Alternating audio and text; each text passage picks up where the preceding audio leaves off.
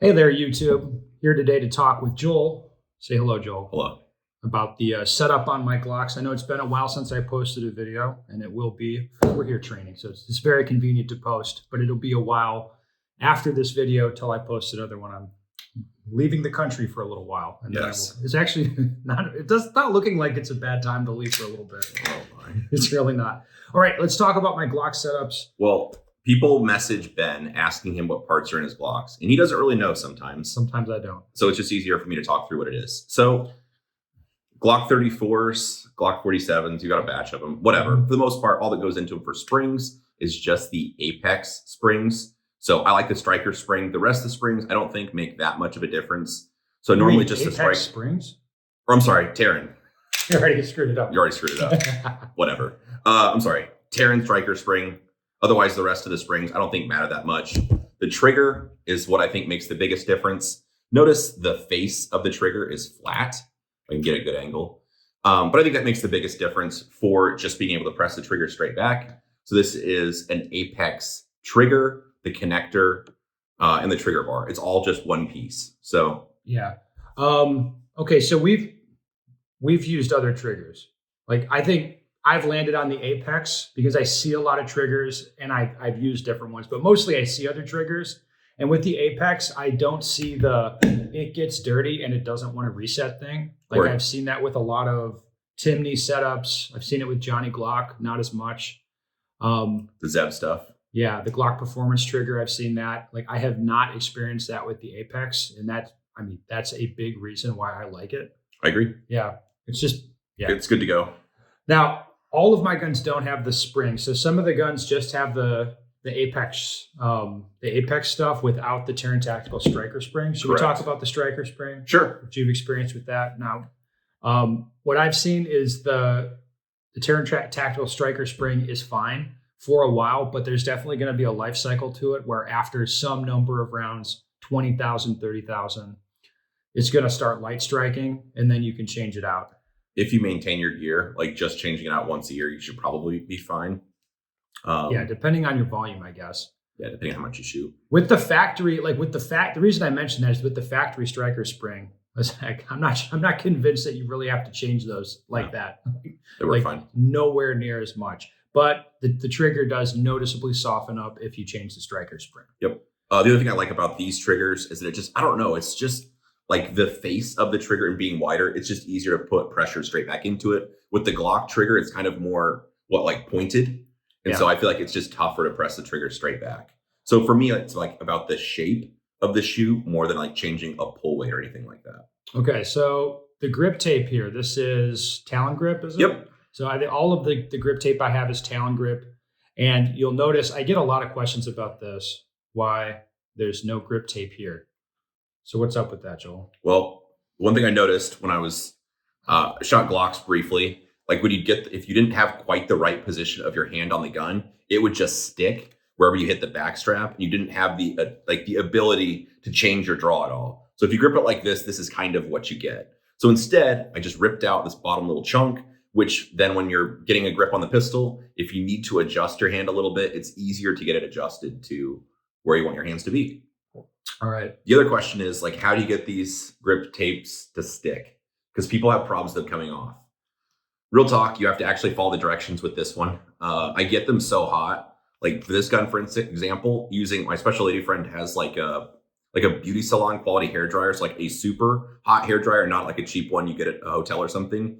Get the grip so hot. We put the grip tape in place. You get it so hot, and then like to activate all the glue, and then clamping it down. I'm using every inch of force. I'm clamping this thing as hard as I can, and the gun's so hot it almost feels like it's burning my hands. I've actually put gloves on before because it gets that hot, and then you do that cycle a couple times, which really activates all the glue in the grip. Yeah. So look, this is an older gun I have here, right? Yes. Right. So this is still the original set of grip tape on a gun where the Optic mount failed. Yes, that was a CH one that sheared off. Right. So it's interesting it's good you're here. We can talk about the CH mounts a little bit. So the history I have with these guns and why I was using the CH stuff. I have an old set of guns, like maybe 2018 Glock 34 is like a set of them that got SROs, CH precision plates. The slit guns. Yes. Yeah. And they were shot for a long time. And one of them, the SRO finally failed, which it took forever to fail. And then the hardware, like the actual, it had the Allen head screws. It was the old CH hardware that had the Allen head screws. And it was like, those were a nightmare to get out, of course. I think at some point in there, CH changed their design of the plate as well. Maybe. Which is why when I got more of those guns, I had Glock 34s with CH plates on them. I was like, well, these are working. I just want more. Just get me more of these. And then I got the new design of CH stuff, which did not last. I mean, this is one of those casualties where it's like, oh, the hardware just didn't work, where I'm like, oh, they've changed something. Well, the issue was those it's like those nuts, but they're like T-shaped. Yeah. So under the plate, they slide in from the bottom. They just have little wings that kind of hold them in place. I broke one of them just tightening it down, like using a torque driver, tightening it down to the inch specifications, and it snapped. Yeah. So, well, then I got lectured because I didn't watch their video beforehand. But anyway, I just like bought a different one and stopped replying. But anyway, that was the real issue with these. And then this one, it was fine for a couple years until not it wasn't. that many rounds though. I think it didn't go 100,000 rounds. Then at some point, it went maybe like less than half. The little wings holding those nuts or some part, it just like they sheared off. Yeah. Because the optic came off the gun. But then when I took the plate off, part of the little like wing nuts for those little T-posts were still under the plate. So those little, they're made to be removable, I assume, because they assume they're going to break them. They're not durable. But anyway, those had just sheared off. All right. So this now, I would say this is the Arise plate, right? No, this one is, we'll talk about dots in a second. This Defender came with, the Vortex Defender comes with a Glock plate. Oh. So that's what's on this gun for now, which is super handy because Arise Manufacturing is my current favorite for plates. I have prototypes sitting at my house right now that showed up while I've gone on this trip, but they are making Glock plates for the Delta Point Pro pattern. They're just not available yet, but I have prototypes to test. So anyway, that's what will be going on this gun. That's what it is. I have one of the you prototypes. You have more prototypes. I just, oops, screwed you on that one, Joel. No, you're fine. It was Got just like, you again. Whatever. I just remembered that. I'm like, no, I think I have one of the prototypes because I got two and I know I used one. Yes. Okay. That makes sense. So anyway, and people ask, like, is there a problem with the Vortex plate? I haven't had any issues with them either. Like, this has been good to go for this trip, and it's tight and all that junk. It looks fine, and it's cool that they give the plate for free with the optic. I mean, if the plate is functional and it comes with the optic, like this is already kind of, what is this optic? What, 400, 375? I think something like that. Yeah. Okay. So this is your current favorite? I think that or the Holosun 507 comp, either one. I don't really have a favorite. Yeah. Honestly, it probably depends more on which footprint you want. I'm jumping around a bit in topics, but this is a Delta Point Pro pattern for the Vortex. The 507 comp is the SRO or RMR pattern. So if you have a gun that's direct milled, it's not very easy to change those. Some of the guns, I think the SIG optics are like already set up without a plate to maybe use the Delta Point Pro pattern. Yes. So it's kind of like depends on what gun you have. Is it direct milled? That's why I had the Vortex optics hanging around. Like, oh, I'll just put these on my SIGs. Correct. Which I did do. So anyway, I like either dot. There's a couple things I probably don't like about each of them. For example, this one right now is currently only in a 5 MOA. A little birdie tells me a 2.5 MOA prototype will be in my hands before too long. But that's probably the only complaint. And at first I thought, it's 5, like that's too big of a dot. And then after I use it for a while, I only notice it if I'm like sitting there staring at the dot in my basement. Yeah. But like shooting it, no issues. I had the same experience, Joel. I know. We talked about it. And then otherwise, right. Yeah. I think that's pretty much everything. This gun is missing one thing that I like, and that's I like the brass plug from CH Precision. This gun doesn't have one. I have more guns than plugs to go around, and I like the plug. I don't care that much, so that's why I don't get all the plugs. This is new for me. I haven't used these before. All of my Glock mags have the very precious Terran pads, which I like a lot.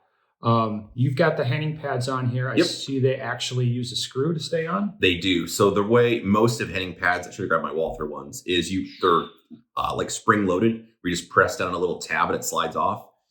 The problem with the Glock magazines are the polymer bodies. If you use those little tabs, I talked to Henning about this, that you just press the tabs down where it slides on and off. It'll eat at the polymer. At some point, it'll stop staying put. Okay. So with polymer Glock mags, this one just has a screw on the back that you just have to tighten down and loosen just with a little, what is that, I think it Torx. But anyway, to remove the pads. Otherwise, I like Henning as a person and his stuff's awesome. So this would be my preferred pad for Glock. Well, I mean, I haven't had an issue with it yet. I like the feel of it a lot. It feels very similar to the Terran, which makes sense. I like the feel of that one as well. Yeah. Yeah, people are always talking about the Glock setups. So it's good to get the man here who is, well, like when this gun breaks, I'm saying, Joel, I need. That's the thing that happened. The other thing. It's like, I need this to be last thing we should broken. talk about, factory recoil springs. We don't change the recoil springs in them at all. Yeah, I don't think I've ever changed one in a Glock. No, we don't have like a lighter, like an 11 or a 13 or whatever. People get them too light, and then they get to the point where like it won't go all the way into battery when it gets dirty, or they're like doing one of these things to like make it go forward. I don't like that. Like if I was shooting, like if this was my USPSA, like a competitive setup, it'd have the brass in the back, maybe like a heavier guide rod up front to add some weight there. It'd be probably a more aggressive trigger setup, and then the whole thing would just require more maintenance and attention. Because also I would change the recoil spring probably to get the gun sprung like perfect. But again, then it's not going to be the same Glock experience. It just doesn't work that way. No. That's it, man. Cool. That's good. Well, we did it. I'm sorry. I'll be on YouTube about a week from today, I think. I think next Sunday, maybe Monday. Lord willing. We'll see how it goes.